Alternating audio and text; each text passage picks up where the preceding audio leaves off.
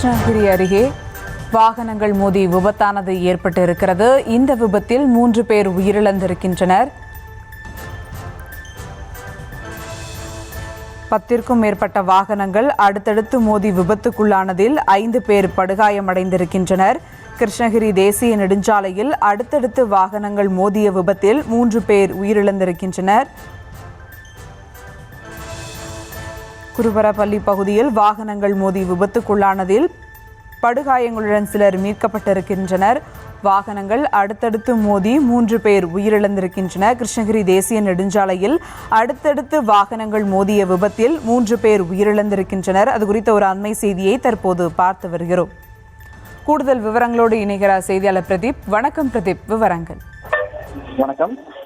கிருஷ்ணகிரி மாவட்டம் சென்னை பெங்களூர் தேசிய நெடுஞ்சாலையில் இன்று மாலை 4 மணி அளவில் கிருஷ்ணகிரியிலிருந்து ஓசூரிலிருந்து கிருஷ்ணகிரி நோக்கி வந்து கொண்டிருந்த சரக்கு லாரி ஒன்று குருமுரப்பள்ளி அருகே வந்து கொண்டிருந்த போது மேம்பாலத்தின் மீது கட்டுப்பாட்டை இழந்த லாரி முன்னே சென்று கொண்டிருந்த வாகனங்கள் மீது மோதியது.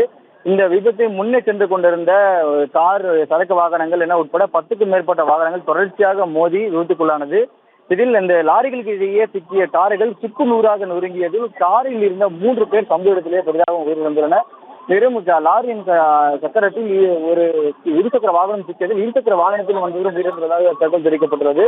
தற்போது இந்த பகுதியில் கடுமையான போக்குவரத்து ஏற்பட்டுள்ள நிலையில் கிருஷ்ணகிரி மாவட்ட காவல் கண்காணிப்பாளர் மற்றும் கிருஷ்ணகிரி மாவட்ட ஆட்சியர் தினேஷ்குமார் ஆகியோர் நேரில் பார்வையிட்டு உடனடியாக மீட்பு பணிகளை துரிதப்படுத்தி போலீசார் ஈடுபட்டு வருகின்றனர்.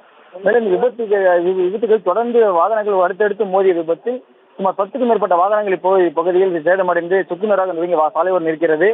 தொடர்ந்து தற்போது இந்த விபத்தில் காயமடைந்தவர்கள் மீட்கப்பட்டு கிருஷ்ணகிரி அரசு மருத்துவக் கல்லூரி மருத்துவமனையில் சிகிச்சை பெற்று வருகின்றனர். மேலும் இந்த விபத்து குறித்து தற்போது போலீசார் இப்பகுதி குறிக்கப்பட்டு போக்குவரத்து சீர் செய்து வருகின்றனர்.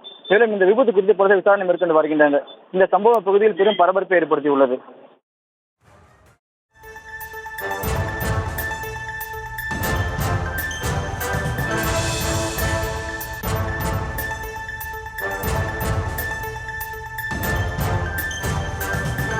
விவரங்களுக்கு நன்றி பிரதீப் குமார்.